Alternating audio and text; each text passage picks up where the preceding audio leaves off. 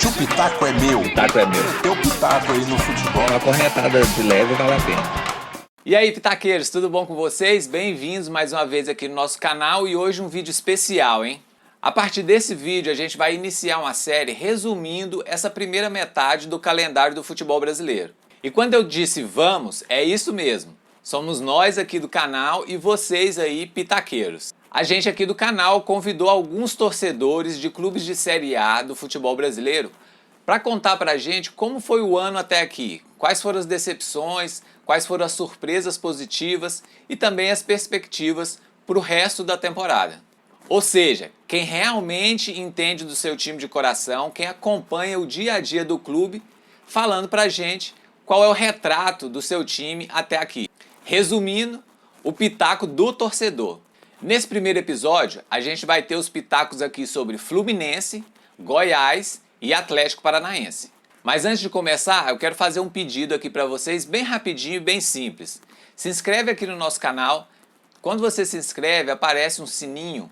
Clica nele, porque assim você recebe as notificações sempre que a gente atualizar o conteúdo aqui na nossa plataforma, beleza? Outra coisa, dá um like no vídeo, dá um dislike, ou seja, interage com a gente. Pode ficar bem à vontade, comenta aqui embaixo o que você achou dessa série que está começando agora.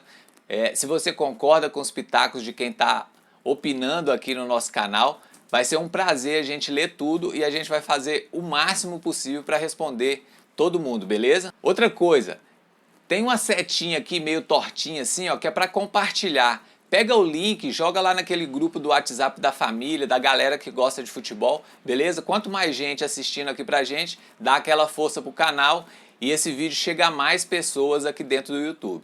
É isso aí, agora chega de conversa e vamos aos pitacos aí de quem realmente entende, beleza? Até daqui a pouco.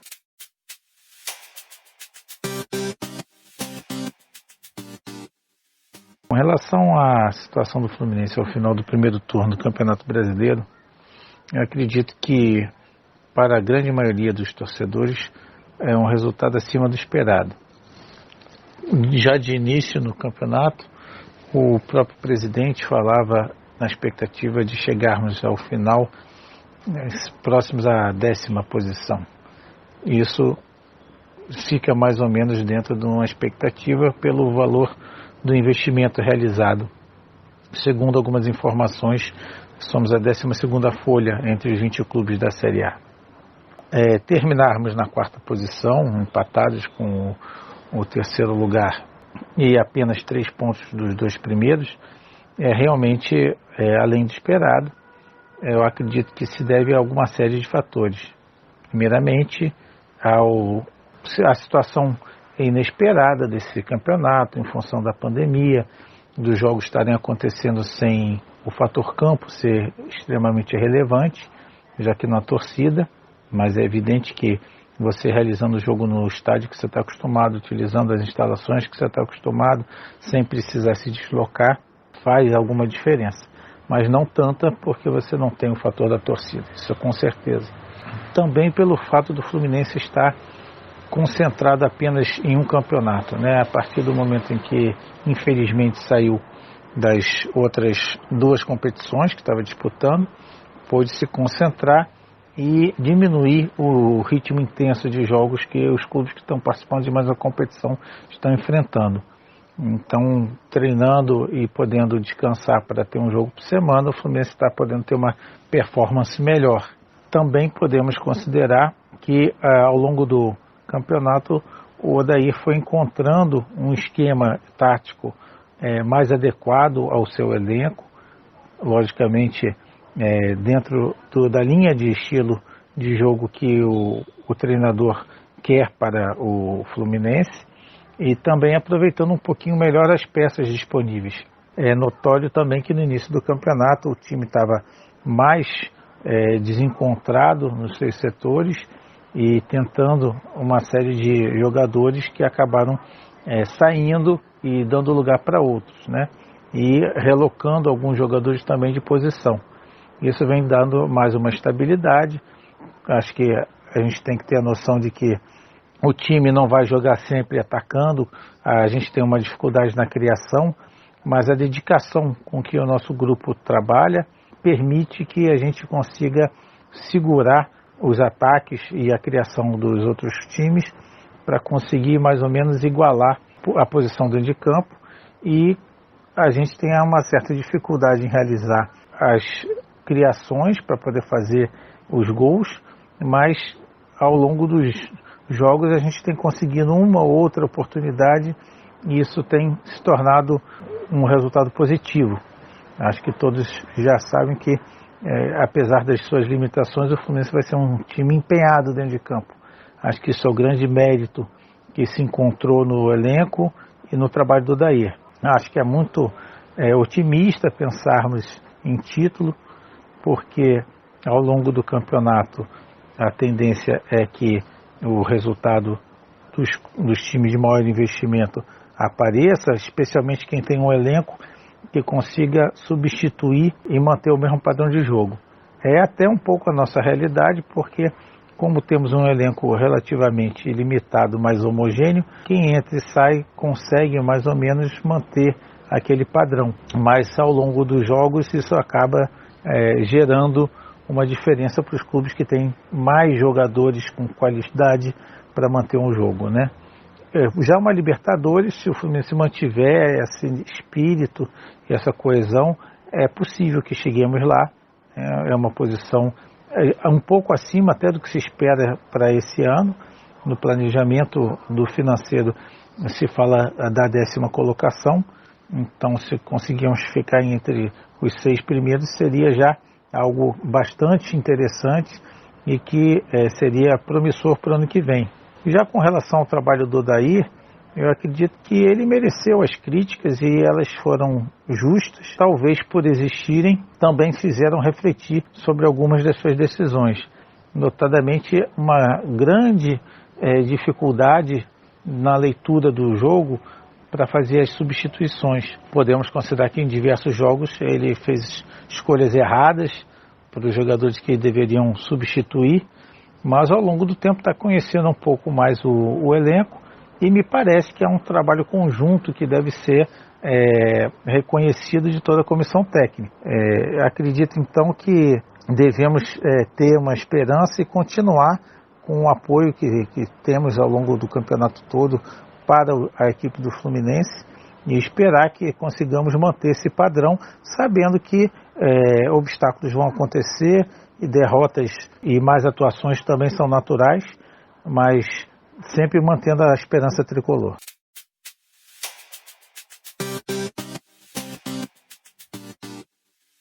Grande Mauro Jacome, tudo bem?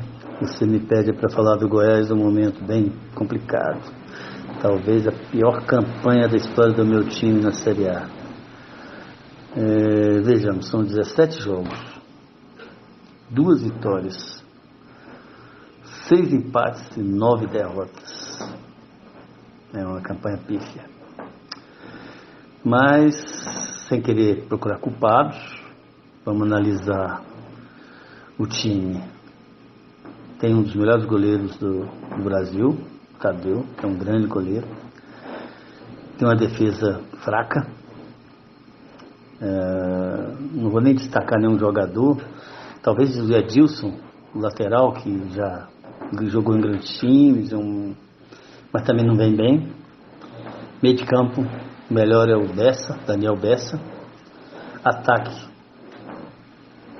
não tem ali nenhuma grande estrela. O Rafael Moura já foi também um jogador de destaque, porém atualmente eu acho que está meio gordo, meio fora de forma. Mas o Goiás teve um período inicial muito complexo. Tinha mais de 13 jogadores com Covid, o técnico Ney Franco tentando montar um time, mas talvez seja o melhor período dele, foi com o Ney Franco. Ao sair o Ney Franco, veio o Thiago Largue, que não acrescentou nada. Talvez aquela vitória sobre o Internacional tenha dado assim, uma esperança, mas foi em vão, não contribuiu, acabou sendo demitido. Veio o Ederson Moreira, que até agora também não conseguiu levantar o time, que peca por uma dificuldade de manter-se no jogo. Às vezes até começa bem, faz um primeiro tempo razoável, faz um gol. Quando o adversário pressiona e consegue fazer um gol, o time se perde em campo e acaba sendo derrotado. Não foram raras as vezes que na prorrogação o Goiás, ganhando ou até empatando, se perde em campo e o adversário vai lá e faz 1, 2 gols e vence o jogo. Essa situação já vem de algum tempo. Eu tenho esperança que o Goiás ainda possa recuperar. Eu me lembro que em 2005 o Goiás era talvez o pior time do campeonato também. Estava em último lugar no primeiro turno. E já no segundo turno fez uma campanha brilhante. Foi talvez o campeão do segundo turno e terminou em terceiro lugar. Isso foi em 2005. E como torcedor, eu rezo e torço para que isso aconteça. Nós temos 2 jogos ainda no primeiro turno e 19 do segundo turno, são 21 jogos. Isso são 63 pontos. 63 pontos. Se o Goiás conseguir fazer aí, vamos dizer assim, 60%, que é muito difícil, ele escapa do rebaixamento. Se ele permanecer fazendo 30%, que é o que tem feito hoje, ano que vem teremos que torcer para ser campeão da segunda divisão. Bom, é difícil, mas vamos manter esperança, vamos torcer. Dá-lhe Goiás. Abraço, Maurão. Boa sorte.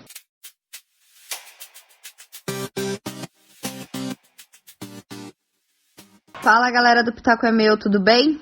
Bom, queria que tudo estivesse bem por aqui também, mas a verdade é que, finalizando esse primeiro turno aí na vice-lanterna, o atleticano já tá fazendo conta nos dedos para ver quantos pontos precisa para não cair, né? E a pergunta que não quer calar, que fica aí para todo mundo, é o que tá acontecendo com o Atlético. E a gente tenta aí achar um culpado, daí a gente fala em pandemia, né, que eu acho que é o maior clichê de justificativas, mas daí também a gente passa pela questão da perda de peças importantes, então a gente perdeu muitos ídolos, aí sofreu um verdadeiro desmanche mesmo do time com essas idas, né, dos jogadores para outros times, e até uso como um exemplo, se for ver o time do Atlético que jogou contra o Flamengo no primeiro jogo da Copa do Brasil, é totalmente diferente do jogo que disputou a Copa do Brasil no ano passado. Então a gente tinha ali só 2 jogadores, que eram o Santos e o Cittadini. Mas assim, o torcedor sabia que seria um ano de reformulação, só que assim, nem o mais pessimista imaginava que ia ser uma decepção total como está sendo, né? E acredito que a responsabilidade passa sim pela presidência, pela diretoria, principalmente na época na pessoa do Paulo André, que não está mais no clube, né? Porque se você for ver, o time obteve a maior renda da história com essas transações de jogadores e acabou trazendo peças que não coadunaram muito bem ali no time, né? Mesmo durante a pandemia, o Atlético trouxe jogadores, daí contratou mais alguns um pouco antes de ter início ali aquela punição da FIFA pelo caso Rony, que o Atlético vai ficar 2 janelas sem contratar, então só julho do ano que vem. Só que essas contratações, como eu disse, não encaixaram. Então, é um time que não tem identidade, a gente acaba vendo talentos sendo perdidos em posições erradas, e que infelizmente nesse momento eu não tenho o que fazer, como é o caso do Eric, que é um excelente volante que está ali jogando na lateral direita. E na minha visão dessas contratações, o Kaiser foi uma boa pedida, porque depois o Marco Ruben, do argentino Marco Ruben, que se aposentou, não está jogando por nenhum time atualmente, a gente não tinha um centroavante de origem, aquele marvado mesmo, né? E mesmo que eu goste muito do Walter, que eu torça muito pela recuperação dele, eu não acredito que ele vai ser aí a tábua de salvação desse time, e também acho que a gente não pode nem se firmar nisso, né? E aí, nesse final de segundo turno, a gente teve a vinda do Autuori, E me preocupa, assim, um pouco o fato de que ele vai ficar em campo pelo menos até o final desse ano, mesmo já tendo se manifestado no sentido de que não queria essa condição, né, de estar à beira do gramado.